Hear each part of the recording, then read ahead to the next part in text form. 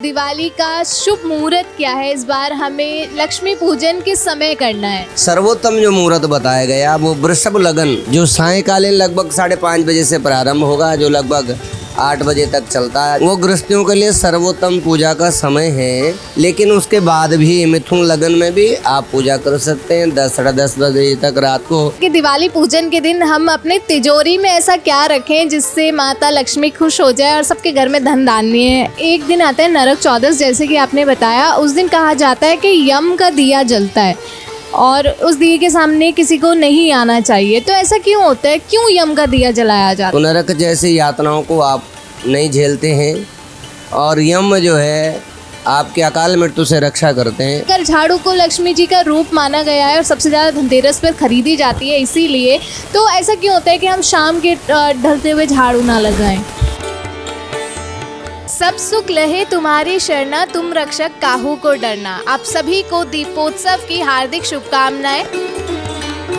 2 दिन बाद दिवाली है और आज हम हनुमान मंदिर में मौजूद हैं। हम हनुमान जी के सामने बैठे हैं और सभी को पता है कि दिवाली के दिन भगवान राम अयोध्या आए थे वनवास काट के, और अयोध्या आने में हनुमान जी का कितना बड़ा हाथ है ये तो सभी को पता है। तो आज हम दिवाली की जो भी पूजा विधि है, दिवाली का शुभ मुहूर्त और दिवाली और धनतेरस पर आपको क्या खरीदना चाहिए इस दिवाली, वो जानने हम आज आचार्य रनीश शास्त्री जी के पास पहुँचे हैं। आचार्य जी, सबसे पहले स्वागत है आपका और आपको भी दिवाली की बहुत बहुत शुभकामनाएं। जी धन्यवाद आकांक्षा जी, और आपके पूरे चैनल को, पूरी टीम को और देश प्रदेश के सभी लोगों को, जहाँ तक भी दर्शक लोग हमें देख पा रहे हैं, सभी लोगों को दीपों के पर्व की हार्दिक मंगल में शुभकामनाएं। आप सबके जीवन में सदैव दीपोत्सव मंगल में बना रहे, यही कामना हमारी सदैव आपके साथ। आचार्य जी, दिवाली आ रही है और दिवाली का शुभ मुहूर्त क्या है? इस बार हमें लक्ष्मी पूजन किस समय करना है? देखिए, दीपावली दिनांक 12 नवंबर को, और चूँकि अमावस्या 13 तारीख में सुबह में आ रही है, लेकिन सायंकालीन जहाँ चंद्र की प्रधानता रहती है और उसमें जो है अमावस्या तिथि रहनी चाहिए, जो कि 12 नवंबर में रहेगी। 13 तारीख में जो पितरों के निमित्त पूजा होती है वो आप उदय काल सूर्य जब है तो उस समय कर सकते हैं। लेकिन दीपों का पर्व दीपावली, जो बड़ी दीपावली होगी, वो दिनांक 12 नवंबर को मनाई जाएगी, रविवार के दिन। और छोटी दीपावली दिनांक 11 तारीख को, जिस पर कि हनुमान जयंती का भी एक मंगलमय पर्व है जिसको मनाया जाता है छोटी दीपावली पे। नरक चौदस जिसे कहा जाता है, रूप चौदस के नाम से भी जाना जाता है।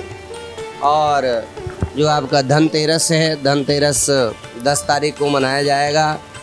धन्वंतरी जयंती अगले दिन मान्य होगी। तो इसमें जो शुभ मुहूर्त है, सर्वोत्तम जो मुहूर्त बताया गया वो वृषभ लगन, जो सायंकालीन लगभग 5:30 बजे से प्रारंभ होगा, जो लगभग 8 बजे तक चलता है, जिसे प्रदोष काल में वृषभ लगन होता है, वो गृहस्थियों के लिए सर्वोत्तम पूजा का समय है। लेकिन उसके बाद भी मिथुन लगन में भी आप पूजा कर सकते हैं 10 साढ़े 10 बजे तक रात को, गृहस्थियों के लिए शुभ है। और जो तंत्र कार्य में या साधक हैं, उपासना वाले लोग हैं, वो रात्रि काल में भी आप पूजा अर्चना कर सकते हैं। और जो दुकानदार भाई हैं, जो बिजनेसमैन हैं, उनके लिए दोपहर का जो पूजा है वो सर्वोत्तम माना गया है। तो दोपहर काल में वो पूजा अपने दुकान प्रतिष्ठानों पर कर सकते हैं, और गृहस्थियों के लिए शाम को वृषभ काल सर्वोत्तम। बताया जाता है कि धनतेरस पर अगर हम झाड़ू खरीदते हैं तो वो सर्वोच्च माना गया है, लक्ष्मी जी का रूप माना गया है। लेकिन ऐसा कहा जाता है कि आप संध्या काल, मतलब सूरज डूबने के समय झाड़ू मत लगाइए, घर की सारी बरकत चली जाती है और धन धान्य वो बाहर चला जाता है अगर हम शाम ढले झाड़ू लगाते हैं। तो अगर झाड़ू को लक्ष्मी जी का रूप माना गया है और सबसे ज़्यादा धनतेरस पर खरीदी जाती है, इसीलिए तो ऐसा क्यों होता है कि हम शाम के ढलते हुए झाड़ू ना लगाएं? देखिए, सूर्यास्त के समय उसके बाद, सूर्यास्त के बाद बहुत से आपने देखा होगा जो साधना वाले लोग हैं, उपासना वाले लोग हैं, आराधना वाले साधक लोग हैं, उस कालीन में भोजन आदि भी ग्रहण नहीं करते हैं। और जो भी आपका एक अच्छा कर्म है, आपका सत्कर्म है, आपका पूजा पाठ है, आपकी पॉजिटिविटी है, वो सब जो है आपको गेन करके रखना चाहिए, जमा करके रखनी चाहिए। उसको जाना अच्छा नहीं माना जाता। तो झाड़ू भी एक लक्ष्मी का स्वरूप है और हमेशा जो हम साफ सफाई एक व्यवस्था मानी गई है, उसके बिना यदि भगवान का वास नहीं माना गया है। जहाँ पर जो स्थान में साफ नहीं, स्वच्छता नहीं है और जो स्वच्छता प्रदान करने वाला एक विषय है वो झाड़ू से संबंधित है, तो हमें उसके रख रखाव की बहुत ही व्यवस्थित करना चाहिए, सम्मान के सहित उसे रखना चाहिए। और रात्रिकालीन में कभी हमें नहीं मारना चाहिए, घर में इस तरह से झाड़ू नहीं मारना चाहिए। लक्ष्मी का स्वरूप है, झाड़ू को कभी पैरों से नहीं लांघना चाहिए, ना पैरों से मारना चाहिए। और वास्तु अपना ठीक करने के लिए कभी कोई झाड़ू को घर के सामने नहीं रखना चाहिए, अपने झाड़ू को छिपा करके रखना चाहिए। और धन जो आपने भी पूछा, धनतेरस अर्थात जिसे कहा जाता है त्रयोदशी तिथि, धन त्रयोदशी माँ लक्ष्मी का स्वरूप माना जाता है। और माँ लक्ष्मी का जो है ये पारकटे दिवस भी माना जाता है ना। तो इसमें आपको क्या करना है कि इसमें आपको कोई शुभ वस्तुओं की खरीदारी करनी होती है। झाड़ू आदि की भी खरीदारी करते हैं, बर्तन आदि, चांदी आदि, सोना आदि, आभूषण आदि, इस तरह की चीज़ों को आप खरीद सकते हैं। और लक्ष्मी के पूजन को ये दिन माने जाते हैं, अच्छा माना जाता है, तो इसका हमें ध्यान रखना चाहिए। आचार्य जी, एक दिन आता है नरक चौदस, जैसे कि आपने बताया। उस दिन कहा जाता है कि यम का दिया जलता है और उस दिए के सामने किसी को नहीं आना चाहिए। तो ऐसा क्यों होता है, क्यों यम का दिया जलाया जाता है? यम दीप दान से संबंध है। नरक चौदस अर्थात इस दिवस के दिन जो आप पूजन अर्चन करते हैं तो नरक जैसी यातनाओं को आप नहीं झेलते हैं। और यम जो है आपके अकाल मृत्यु से रक्षा करते हैं। और अपने आयु को आरोग्य वृद्धि के लिए आपको यम भगवान से प्रार्थना करनी चाहिए, क्योंकि वो आपके सारे कर्मों के साक्षी होते हैं और इसलिए अपने पापों से आपको क्षमा याचना करनी चाहिए।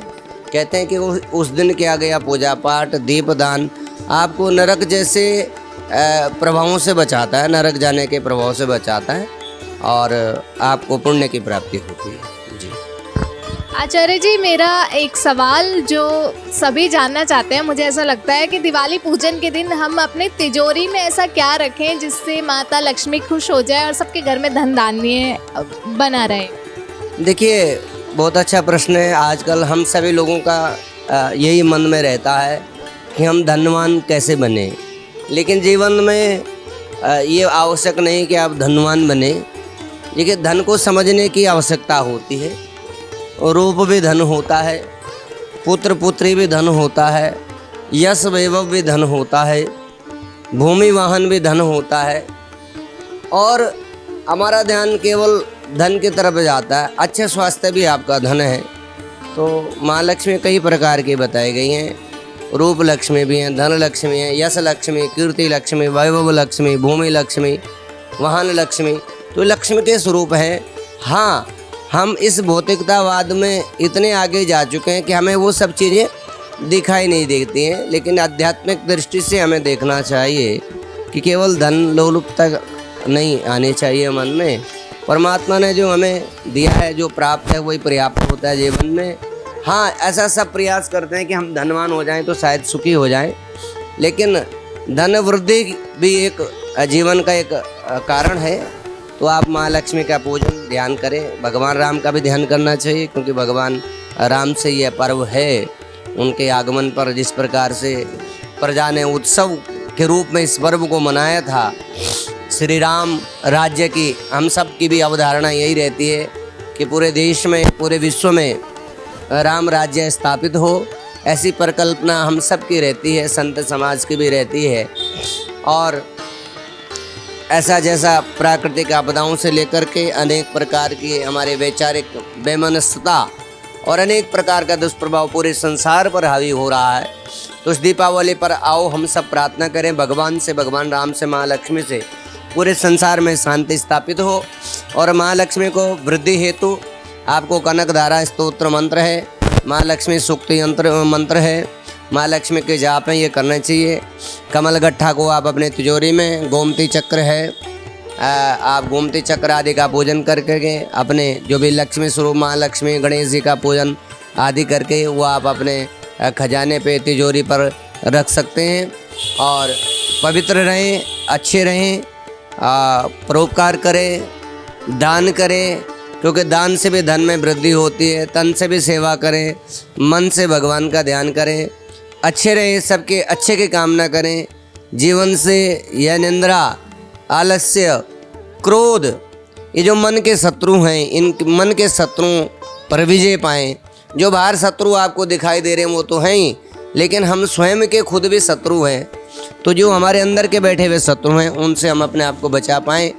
तो दीपावली पर यह संकल्प लें, हम बुराइयों को छोड़ेंगे, क्योंकि अंधकार से हमें उजाले की ओर, मृत्यु से अमृत की ओर ले जाने वाला पर्व है।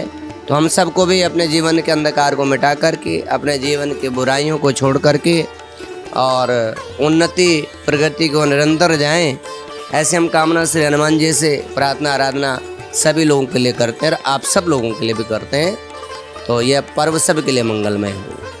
राम जन्मभूमि पर श्री राम मंदिर की डेट आ गई है, कब बनने जा रहा है, तो उसके लिए आप क्या कहना चाहेंगे?